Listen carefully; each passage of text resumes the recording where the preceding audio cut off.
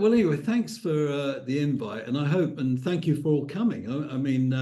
We're looking at co-eldering and the sacrament of transformation, and they're kind of words that I like, and you'll see why as we go through the talk. But I want to say that for me, co-eldering is a soulful journey about deepening our connection to humility, compassion, love, and wisdom. These are the sort of underpinnings for co-eldering. And I like to frame that in a way of that we're Homo sapiens. That means we're wise humans. And a good way to look at the wisdom in the Homo sapien lineage is the archetype of the sage. An archetype is a system of readiness for action. And we can't become the archetype, but we can be influenced and informed by archetypal experiences, knowledge, and I'll talk about dreams and all that in a minute in relation to that. But the archetype of the sage epitomizes this wisdom that we all carry. Jung was very keen on this. He spoke about the 2 million-year-old human that exists in every one of us. And if we think about the journey of the Homo lineage, so Homo habilis, the tool maker, Homo erectus, the migrator, and Homo religiosus, the one that's going in and having those sort of experiences of awakening and oneness, which we can trace right back to the early days of shamanism when communities were drumming, and these were really formative parts of our collective experiences. So whatever way we look at it, there's a deep indigenousness in all of us in that respect. But from an indigenous perspective, what's interesting about wisdom is that it's a gift that needs to be shared. And if I couldn't think of anything better, that was from Elder Joseph, who said that. I couldn't think of a better way of describing co-eldering. Wisdom is a gift to be shared. So really kind of interesting. We've got it in abundance within us, and when we access it, it's something that can be shared. And when I think about the work of Carl Jung, who speaks about the spirit of the depths, the Geist der Tiefe, as he called it in German, the spirit of the depths, I like to think of that as the wisdom of the depths, because spirit can be a bit nebulous. What are we talking about? For me, it's the wisdom of the depths. And if anything that's about that wisdom that resonates with us, it's our interconnectedness. And not only between people, but with all life, minerals, plants, animals, each other, and of course the angelic. We can't cut off the spirit side of this equation. But the way we can access this wisdom and this wisdom of the depths is through lineages of dream work, which, you know, when you think about the indigenous Australian Aboriginals, when you think about the Native Americans, when you think about the Sanoi in Malaysia, when you think about the Druids, dream work goes right the way back, and the wisdom and the prophetic knowledge that can be shared in a dream is profound. And the same with vision quests and those different rites of passage. Intuition, which we all possess in one way, shape, form, or another. Synchronicities, a more modern parlance of the work of Carl Jung and one of his colleagues who was a quantum physicist, Wolfgang Pauli. They kind of collaborated on this idea that there's a causal connection. So I think of someone who I haven't seen for 2 years, and that same day they ring me up. We know, and you start to think there's an intelligence in this wise universe that we live in. We also think about numinous encounters. The numinous is the mysterium tremendum, the mysterium fascinans. So we can have access to these deep, mystical, connected states. We can access this through prayer, through contemplation, and those kinds of traditions of Tai Chi, Qigong, all sorts of tantric paths, embodied ways of knowing, and expanded states of consciousness. So, you know, we have a rich heritage as human beings of being able to access the wisdom of the depths. And one of the things that I love about this co-eldering is it's a soulful journey of us deepening to that wisdom, deepening our path. So it's not a goal to be attained. It's a resonant vibration to be lived, and to till our last breath and beyond that we're engaged with. And it's this that I believe is linked to the sacrament of transformation. Now, I use the word sacrament. You normally find that in kind of church speak. But if you look up one of the meanings of the word sacrament, it belongs to something, a process of mysteriousness and sacred significance. So that's really interesting to me, because when you think of the numinous, which is the mysterium, and the sacrament, which is the mystery and the sacredness of life, you start to realize these things are alive within us. So this is a really beautiful opportunity to think, well, how do we draw on it?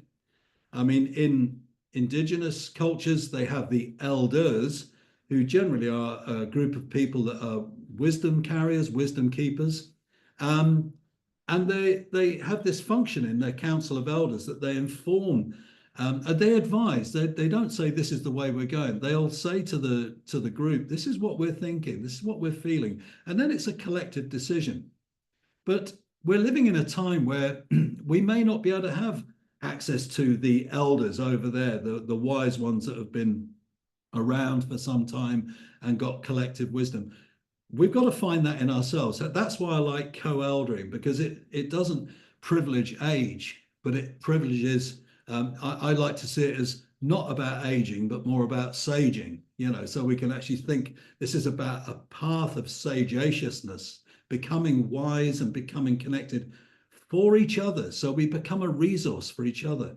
We resonate and we relate from that wisdom. And it's based on the idea that all life is holy.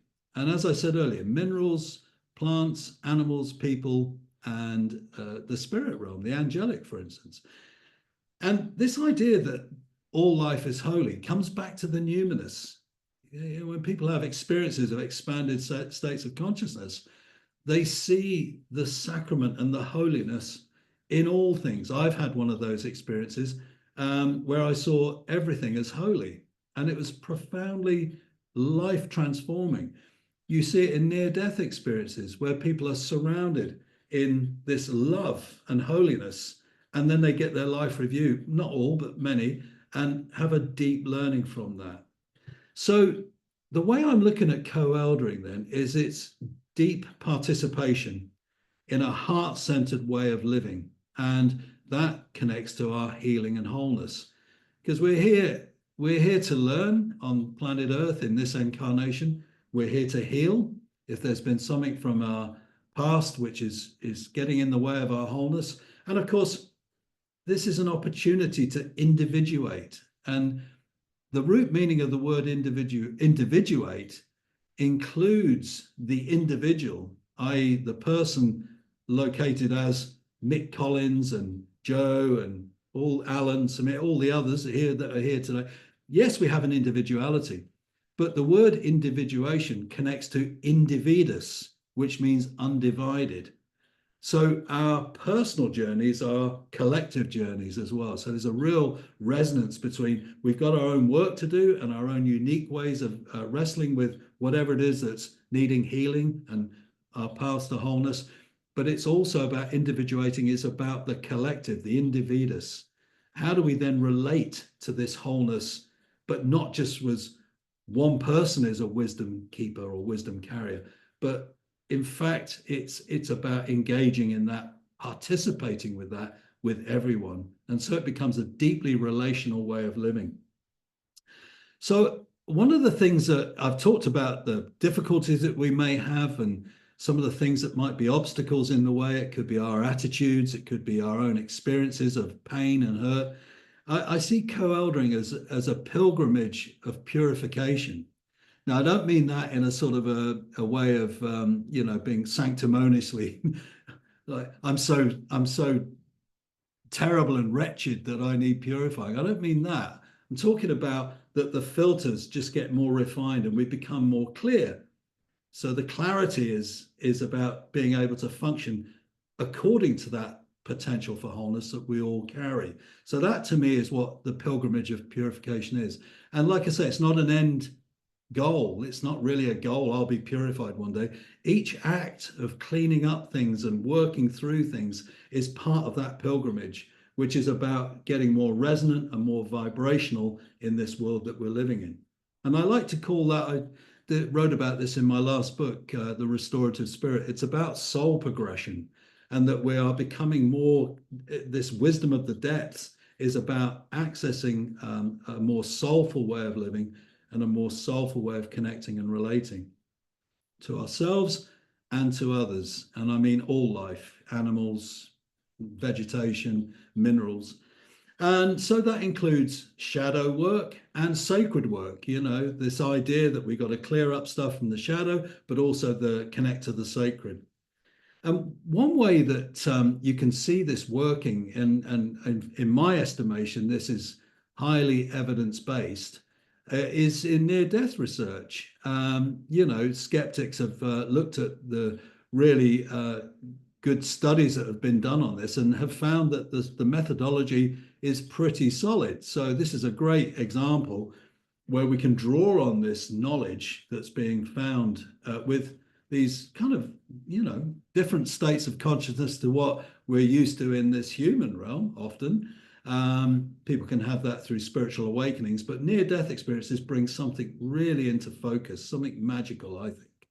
And what that is this idea that there's not really much value placed on wealth or fame or accumulation of something worldly. That doesn't seem to be really what's highlighted. In the life review, where people see the consequences of their actions and they feel the impact of what they did, and not what they did, what we all do, but those that have had the life review, what's really identified as important is small acts of kindness. You know, little things. It's not the big things. It's being polite and loving and caring for someone who's struggling to get out of the door because they've got they're on crutches, and or things like that. It's the little details like that that are underlined as being really insignificant.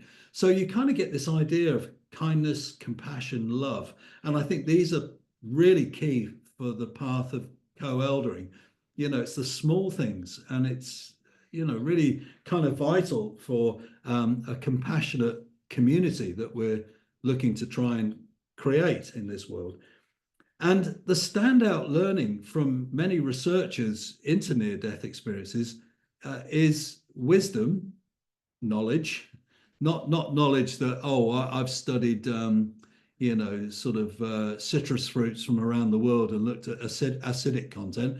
Yeah, that's interesting stuff, and we'll all benefit from that, but it's not that kind of knowledge, it's wisdom. So the two things that stand out are the engagement in wisdom and the engagement in love, becoming more loving. So this is a really, you know, getting to the nub of what near-death research is showing us, and then we can all learn from that. So I think co-eldering fits very well with how do we bring that forth in ourselves and with each other. So I like to see co-eldering then as a coalition, the formation of a coalition of wisdom seekers and wisdom keepers. And that doesn't have to be a club. I don't mean a coalition as a club, but it's that people start to recognize these threads of wisdom and love beginning to manifest in individuals and building relationships with each other based on that. So that's a coalition, if you wish, that it's something that forms. There's no hierarchy, there's no great leader. You know, I came up with the term co-eldering, but I'm certainly not going to be the one that oversees it. I'm really happy to get some thinking going around this and sharing it, but then it'll have a life of its own, and that's how it should be. You know, so for me, this feels like really important work. It's the summation of, you know, 40 years plus. I mean, I started my spiritual journey really in 1977, although I was a bit off beam then and a bit wild, but that's where it started. You know, it's 48 years ago. It culminated really in a Buddhist monastery where I'd lived for 3 years, where I had an extreme state of consciousness, and that really threw me into looking at this path. But so I think co-eldering for me is a bit of the summation of my own journey, and I'm going to hopefully give something back from that perspective, which is what all traditions say about anything we've learned from our journeys, spiritual journeys, is it should be offered back to the community. And so the idea then is that we learn to trust and access and trust our own vibrations, our own sense of how we live, not being mediated by somebody else's interpretation of something, and how we resonate with that. And I mentioned the word numinous earlier, these numinous encounters that we're capable of. You can have them in dreams, you can have them in relationship, you can have them in church, you can have them in prayer, you can have them in a yoga session, you can have them doing vegetables and growing things like that.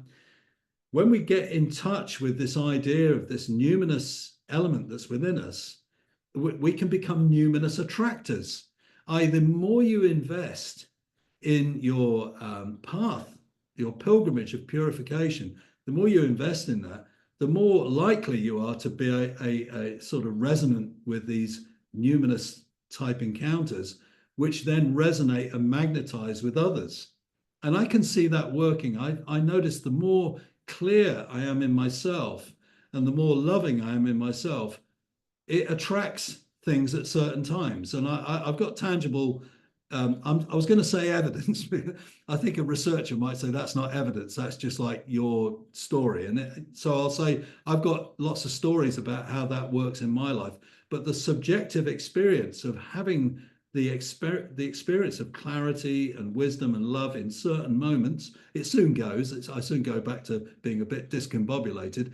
But when those moments happen, all manner of things come in. So this idea of being a numinous attractor, what I like about the numinous is nobody owns it. Nobody can control it. It comes unbidden, as Jung said. It comes when it comes, and it's grace-filled, and we have moments of it, and then it disappears because we get caught up in life. But when we're in those places of really connecting, they become almost there's a beauty to them, and they can be terrifying as well. Numinous encounters can be quite difficult, but that's why they call it the mysterium tremendum, the mysterium fascinans. That means they're both ominous, the tremendum, and luminous, the fascinans. So there's that two dynamics. There's also the mysterium horrendum, which Rudolf Otto wrote about, and that's where people using the what should be for our spiritual progression for other means. And you can see people that have used occult knowledge for worldly power and stuff like that, and how, well, think of the Nazis in the Second World War, where they were using esoteric symbols and all manner of stuff. And look what was unleashed. So it's quite sobering that we need a level of discernment and honesty in this work. But I think it's basically mysticism in action, is what I'm saying. But one of the things I love is that wisdom cannot be commodified or commercialized. True wisdom can't be. Remember the indigenous perspective that wisdom is a gift that must be shared. So the idea that you could make this a commercial or a commodified experience seems to be completely at odds with what we're about. So shamans in indigenous cultures were just part of the group, and they would perform a function, but it wouldn't be about earning a ton of money. That was part of their function in the society. And as me and Joe were speaking about this before, I remember reading experiences where the shaman is chosen by spirit but confirmed by the community. So it's not just like, oh, I think I'll be a shaman today. There's a process that goes with that. But the key thing about that process is, and I would call this now co-eldering, is that it's orientated towards the greater good. It's orientated towards a more beneficent society, a more engaged society around values of integrity, authenticity, depth, all those sorts of things. So co-eldering then is a path or a process of deep learning. And you can't do this work by just reading a book about it. You've got to do the work that then brings forth some of the more difficult stuff we might need to purify and look at, and also some of the more beautiful and tantalizing things that keep us on this path, that keep us alive to the spirit of this work. And so it involves the inner work that we need to do, and that comes out as outer work. That's a thread that runs through all three of my books that I wrote. It took me 12 years to write those three books, but it's all about the inner work and the outer work. But there's another dynamic to this. There's also the magnus opus, the great work, the bigger work than just the inner work and the outer work. There's the great work. And that's the work of spirit. That's how we are inducted into this work. We don't own that. We can only do the fair piece of work within ourselves and extend that out to others and work together to try and create and co-create something really magnificent in this incarnation, to make the best of it. But that's the great work. We're then co-creating, we're co-participating as co-elders in this formation, this coalition of co-elders. So it's a sacred transformational dynamic, in my estimation, something that can't just be kind of, oh, I'll pick that up at the weekend. It's everywhere, always and every time. That's if we're going to do this work. It's not just an option, an add-on. It's fundamental to who we are. And that realigning with this vibration of wisdom and love is about serving the evolution of an improved future. So think about that. How do we serve the evolution of an improved future? Yes, I know the future's at some point in later on. So that brings in time and all that, those factors, which could sound like a goal, but I'm not using the future in that respect, because that's now. The future is now. It's not some distant point. So an improved future means if we do that work now, then that resonates and grows with more people doing this work. So for me, co-eldering is more about saging than aging. And I've mentioned that in terms of this is not about just getting a few grey whiskers and thinking, well, okay, I can now go and be the one that gives the wisdom to others. I don't see co-eldering like that at all. This is about service, but it's dependent upon our journeys and our honesty in those journeys to be available in the collective to do something that really lifts us up. I know going down's important, and that we'll do that because we might need to do grief tending work on our own and together. That's fine. There's not only inner and outer. There's underneath and up, but the sort of trajectory, again, goal orientated, but the movement or the process is about something that's becoming more refined. That's how I'm imagining co-eldering, which includes all the things like shadow work and sacred work. But it's about empowering our collective potential for this incredible time that we're living in. I in my middle book, The Visionary Spirit, I wrote about something called the Transformacene, rather than the Anthropocene, which is the Anthropocene just underlines all the degradation that is evident because of the world that we're polluting and destroying. So the Anthropocene is that where radioactive dust is layered in the world now from nuclear fallout that we've had with letting off nuclear bombs in their days when they tested them. Plastic that's covered in all of our soil and also in our bodies now, microplastics. That's the Anthropocene, which is when you look at it, it's a pretty harrowing perspective. The Transformacene, I came up with that word because it's derived from two words. Transformo in Latin means change, and scene is a kind of new era. So when you look at the Holocene, we were in that for 12,000 years. I'm imagining that we're in the Transformacene. And I put a lot of thought into this, and in that book, it was like looking at, well, let's look at good and evil, these things that are that are in us, that are competing for our attention. Do we go to war, or do we make our weapons into plowshares, as it says in the Bible? Some wisdom there. How far do we go with these things that degrade us? How far do we go with these things that edify our existence, that lift us up, that make this change that we're looking for better? Do we gossip about people? If we do, what's that doing in the transformer scene? If we're not living this, then it won't happen. So it could be seen as pie in the sky and a big vision, but in my estimation, it comes right back to now, and it comes back to how we live and what we're doing in our living. So I would include in that, as I said, shadow work. I would also include forgiveness work, where we actually think about the degrading things we may have done to others. Not only us forgiving people who've done bad things to us, but the degrading things we've done to nature, to people. And, we may have big regrets about that. And I think forgiveness work is a big part of this. And knowing that, because when you look at near-death research, there is no judgment.